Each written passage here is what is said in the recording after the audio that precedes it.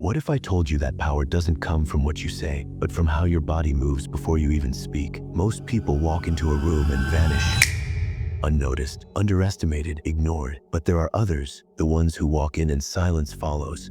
Not because they shout, but because their presence demands respect. You've seen them, the ones who don't try to impress, yet everyone watches. What if I told you it's not luck or genetics? It's something far more powerful and completely trainable. Most people never realize this, but you're about to, because there are 3 silent body signals that instantly change how people see you. No acting, no faking, just simple, primal shifts. And once you know them, you'll never blend in again. Most people think confidence comes from what you say. They believe power is built through words, a sharp comeback, a persuasive argument, a strong opinion. That's why they rehearse speeches, overthink conversations, and chase approval like it's the finish line. But here's the truth: 99% of how people see you has nothing to do with your voice. It starts long before that. The second you walk into a room, before a single word leaves your mouth, people have already decided who you are, and most don't even realize it's happening. They're too busy trying to be liked, trying to sound smart, trying to fit in. But real power doesn't ask for permission. It doesn't beg to be seen. It arrives silently, and people feel it. Here's the mistake: people try to earn respect. But respect isn't earned. It's claimed, not with effort, but with presence. Most people think standing tall means puffing out your chest and forcing a smile. But that's just performance. Real presence isn't something you fake. It's something you become. It's not about looking powerful. It's about being someone who doesn't need to prove anything. Powerful people don't chase attention. They become someone worth noticing. Think about the last time you met someone truly magnetic, not because they talked the most or laughed the loudest, but because when they walked in, the air shifted, people turned, conversations slowed, eyes followed, not because they wanted it, because their energy made it happen. That's not charisma, that's identity. Most people think body language is about copying gestures. They watch videos, mimic poses, and practice power stances in front of mirrors. But that's surface-level junk food psychology. The real secret is this: your body doesn't follow your mind. Your mind follows your body. When you move like someone who belongs, you start to believe it. When you stop fidgeting, stop shrinking, stop apologizing for existing, your brain rewires itself. You stop chasing validation and start radiating self-worth. People think dominance comes from speaking louder. In reality, it comes from saying less and meaning more. Powerful people know this. You don't speak to be heard. You become someone worth hearing. Society teaches us to perform, to smile on cue, to nod at the right moments, to blend in. But real influence doesn't come from blending. It comes from standing apart. You don't need permission to take up space. You only need to stop asking for it. Because the moment you stop trying to impress, you start commanding respect.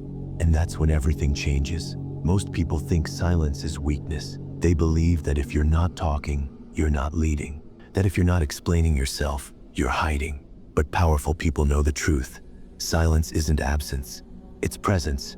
It's in the pause before a sentence, the stillness between movements, the calm before action, and it speaks louder than words ever could. Powerful people don't rush to fill space. They let their energy settle. They don't feel the need to prove themselves. They know who they are, and that certainty radiates from them like heat from fire. This isn't about acting strong. This is about being strong. Presence doesn't come from how loud you are. It comes from how grounded you feel in your own body, from how you breathe, how you move, how you hold your gaze. These are the silent signals that tell the world I belong here. So how do you shift into that state? Here's a simple ritual. No fluff, no nonsense. Just 3 steps that will change how you walk into any room. Step 1, breathe like you own the moment. Before you enter a situation, a meeting, a conversation, take 3 slow, deep breaths. Not shallow gasps, deep ones. Let air fill your lungs completely, then exhale slowly. This grounds your nervous system. It tells your brain, I'm safe, I'm ready. Repeat this 3 times. Every time, feel your body relax and your mind sharpen. Step 2, walk like you have nowhere to go. Stop rushing. Powerful people don't hurry when they move. They walk with purpose, but never in panic. Slow your pace slightly. Feel each step. Own the space you occupy. Don't shrink. Don't look down. Keep your head high, your shoulders loose, and your chest open. Your body language should say, I'm not trying to impress. I already belong. Step 30, hold eye contact for 1 extra second. When you meet someone's eyes, don't look away quickly. Most people break contact after half a second, as if they're afraid of being seen. Hold it for 2 full seconds. Not staring, not aggressive, just steady. That tiny shift communicates confidence, control, authority. People notice, they always do. Do these 3 things every time before walking into a situation, and watch how people respond to you differently, because presence isn't something you fake. It's something you build, and once you feel it, you'll never go back. Most people spend their lives chasing validation. They walk into rooms hoping someone notices them, waiting for approval, scanning faces for signs that they belong. They adjust their posture to blend in. They lower their voice to avoid standing out. They smile too much, not because they're happy, but because they're afraid of being seen as too much. But there's another kind of person. Let me tell you a story. There was a man named Jason. He wasn't the loudest in the room, didn't have the fanciest clothes, didn't drop names or brag about his achievements. But every time he walked into a meeting, something changed. It wasn't dramatic like a movie scene. No music swelled, no one turned and gasped, but the energy shifted. People sat up straighter. Conversations softened. The usual noise dimmed, like someone had turned down the volume on chaos.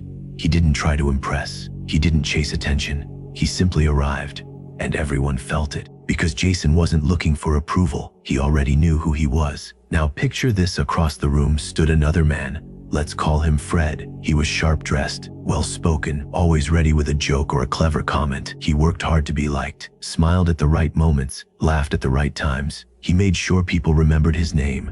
But when Jason entered, Fred felt it: the shift, the silence, the way people leaned slightly toward the new presence in the room. Without even realizing it, Fred had spent years perfecting how he looked, how he sounded, how he came across. But none of it mattered in that moment, because no amount of rehearsed charm could match the raw power of someone who doesn't need to prove anything. Jason didn't speak for several minutes. He poured himself a glass of water, sat down, looked around the room, not searching for approval, just observing. And yet, people waited for him to speak. Why? Because real power isn't loud. It doesn't beg for space. It doesn't shout to be heard.